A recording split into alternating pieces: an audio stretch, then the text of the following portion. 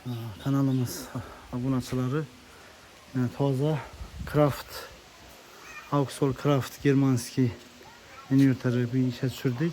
Acayip işe tuttu.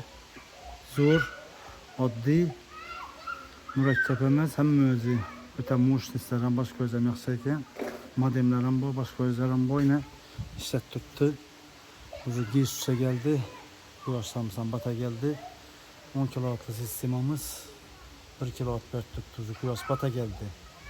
Evet bu 100 Watt adın 1 Watt adın bert turadı. Oxur ki kulaç batıyınca yoruluk durunca bert turadı 1 Watt adın. Yani bir şey çıktı o sergine bluetooth geldi. Bizlere kulaç panellerimizi gösterip vereme. Manzara acayip leke. Kulaç panel sistemimiz şimdi soylaştı bu. 16 tane 620 wattlı Jinko panellerimiz. Zor kilowatt verir.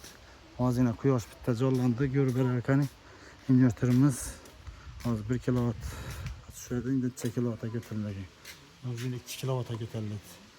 Yani az bayılan geldim ucu kuyaş çıktı 2 kilowatt'a götürüldü. Bulut eldim tosu et. Kanalımız güzel işte devam etmiyor.